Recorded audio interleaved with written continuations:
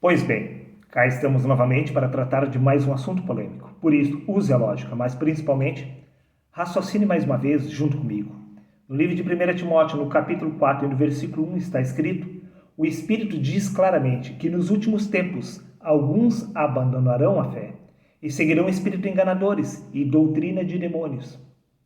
Preste atenção neste mistério, mas principalmente na revelação do mistério. A doutrina dos apóstolos é sim verdadeira, porém a interpretação das Escrituras por parte da igreja é falsa. Em outras palavras, a doutrina da igreja é doutrina de demônios. A igreja se tornou emissária do diabo aqui na terra. Quer que eu prove? Sim, é claro que eu vou provar. Basta me seguir através da leitura do livro de Zacarias, no capítulo 4 e no versículo 6, aonde está escrito: esta é a palavra do Senhor, não por força, nem por poder, mas pelo meu Espírito, diz o Senhor. A verdadeira doutrina deveria ser estabelecida pelo Espírito do Senhor, não pela força da igreja ou pelo poder do Estado. Mas a doutrina da igreja que foi fixada exatamente pelo poder e pela força, contrariando assim a Cristo. Pois por onde quer que a igreja passava, através de suas cruzadas, através dos seus movimentos protestantes, houve morte e destruição, pois a igreja empurrou goela abaixo a sua própria doutrina, que nada tem a ver com a sã doutrina de Cristo. Prova disto, meu amigo, é que quem resistisse à doutrina da igreja era considerado herege e deveria ser morto. Ou seja, pelo poder do Estado e pela força da igreja, foi estipulada a doutrina de demônios. O que as igrejas pregam não é a Cristo, muito pelo contrário. Como eu disse, quero que eu prove? Sim, é claro que eu vou provar. No Evangelho de Mateus, no capítulo 5, no versículo 39, disse Cristo: mas eu lhes digo, não resistais ao perverso. Se alguém o ferir na face direita, oferece-lhe também a outra. A doutrina de Cristo jamais deveria ser forçada. O que foi forçado foi a doutrina de homens. A doutrina de homens, a interpretação das Escrituras segundo a carne, é que foi estipulada através da força e do poder. Mas a doutrina de Cristo, ela vem suavemente, através da revelação do Espírito. Nisto podemos entender que a verdadeira religião é religar, unir o homem ao Espírito de Deus. Prova disso que no livro de 1 Coríntios capítulo 6, versículo 17, está escrito: aquele que se une ao Senhor é um só Espírito com Ele. Esta é a verdadeira religião. Revelar ao homem que o homem e Deus são um só. O próprio homem é o próprio Deus dormindo na carne.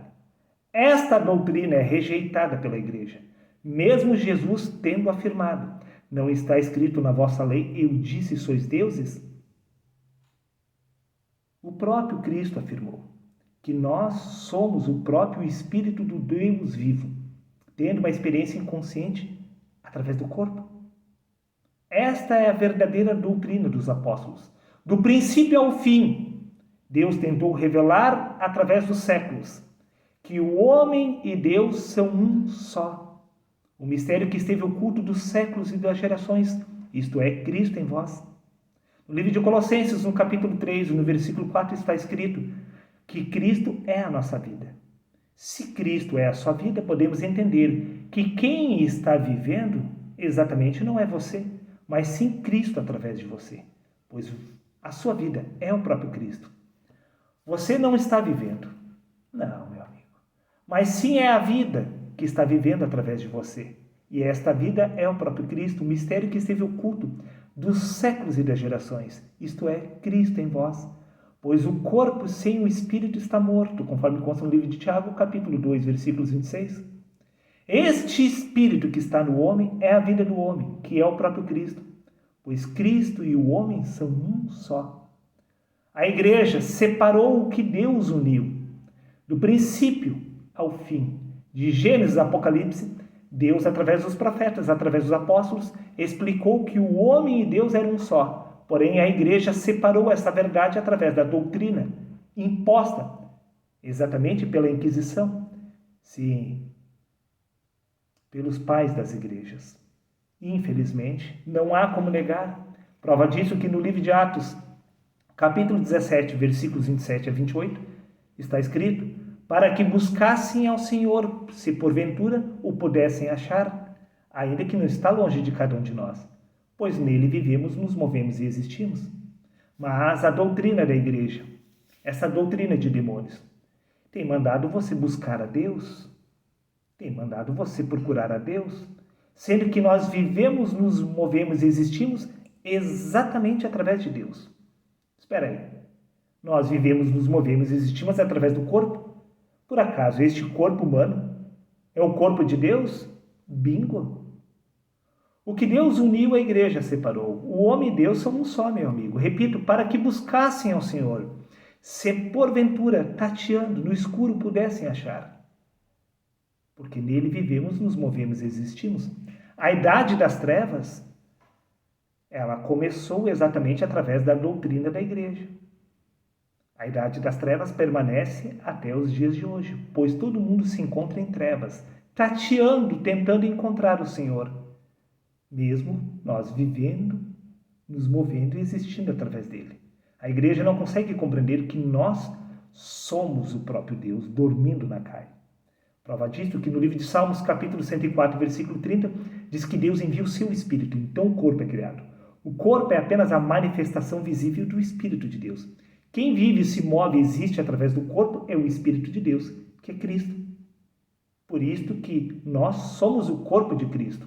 No livro de 2 Timóteo, capítulo 2, versículo 13, está escrito: se somos infiéis, Deus permanece fiel porque ele não pode negar-se a si mesmo. Você pode negar que você não é Deus em manifestação, mas Deus se reconhece através do corpo, pois o corpo é apenas a manifestação visível do Espírito de Deus, pois é o Espírito de Deus que está vivendo, se movendo e existindo através do corpo. E quem está vivendo, se movendo e existindo através do corpo é exatamente você, pois você é o Espírito do Deus vivo.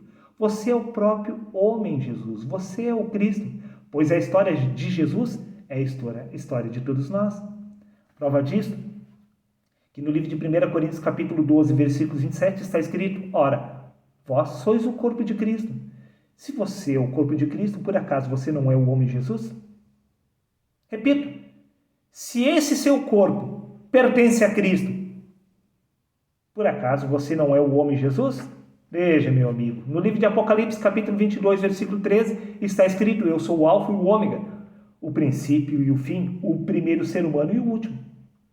Todos os seres humanos, por terem em si mesmo o Espírito de Cristo na carne, são o próprio homem Jesus. A história do homem Jesus é a sua história, se desdobrando no espaço-tempo através dos séculos. Prova disso, que no livro de Colossenses, capítulo 2, versículos 20, disse Paulo: considerando que morrestes com Cristo. Como assim? Como exatamente os apóstolos morreram com Cristo? Veja, no livro de Gálatas, capítulo 2, versículos 20, disse Paulo: fui crucificado com Cristo. De que forma? Veja, Evangelho de Mateus, capítulo 16, versículos 24, disse Cristo: se alguém quer vir após mim, negue-se a si mesmo, tome a sua cruz e siga-me. O mestre não faz a prova pelos alunos, mas ensina os alunos a passarem pela prova. A história do homem Jesus sendo crucificado é a sua história.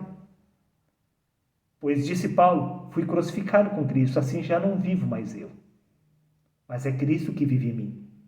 Esta é a história, o mistério que esteve oculto entre todos os séculos e entre todas as gerações, isto é, Cristo em vós. Tudo que acontece com você, automaticamente acontece com Cristo. Os apóstolos morreram com Cristo e ressuscitaram com Cristo, pois não há como separar Deus do homem ou o homem de Deus. Não há como separar o homem Jesus de você, ou Jesus do homem. Simplesmente porque o homem é o próprio Jesus, tendo uma experiência inconsciente através do corpo. O homem Jesus também não possuía poder algum antes dos 30 anos, até que o Espírito se uniu a ele, ou seja, até que o despertar da consciência espiritual venha acontecer em você, você se considerará apenas um homem. Mas quando o Espírito despertar na carne, você entenderá que a sua verdadeira vida é o próprio Cristo, que você é o próprio Cristo, que a história de Jesus é a sua história. Exatamente por isso que você também precisa ser crucificado. Exatamente por isso que você também precisa alcançar a ressurreição dentre os mortos, assim como o homem Jesus. A ressurreição dos mortos nada mais é do que o despertar da consciência espiritual de Cristo na carne. Por isso que no livro de 2 Coríntios, capítulo 5, versículo 16, disse Paulo, assim, que daqui por diante a ninguém mais conhecemos segundo a carne. E ainda que também tenhamos conhecido Cristo segundo a carne, todavia agora já não o conhecemos deste modo. Talvez você conheça Cristo somente através do seu próprio corpo, somente através da carne. Mas o dia que o Espírito de Cristo vier a despertar em você, o dia que a consciência espiritual vier a despertar, então você entenderá que todos os seres humanos são o próprio Cristo, que a história do homem Jesus foi a descrição pela qual os apóstolos se utilizaram para abrir o nosso entendimento, que o homem e Deus são um só. Veja bem, para encerrar, você precisa, como Abraão e como Deus, sacrificar o seu filho. Abraão, ele ofereceu o seu filho Isaque em sacrifício. Porém, quem o consumou foi Deus, entregando exatamente o seu filho para ser crucificado. E você deve fazer exatamente o mesmo, pois o seu filho é a consciência de ser. Você está gerando o tempo todo a consciência de ser o corpo. Você precisa oferecer este seu filho, sacrificar esta consciência de ser que você está gerando, para poder despertar do Espírito de Cristo na carne. Você precisa cumprir as Escrituras, assim como o homem Jesus o cumpriu, pois a história de Jesus é a sua história. O retorno de Jesus é o despertar da consciência espiritual de Cristo no homem, pois este Espírito de Cristo é exatamente Jesus, que é a salvação do homem, pois a palavra Jesus significa a salvação de Deus, que é o despertar da sua consciência espiritual. Até o próximo vídeo.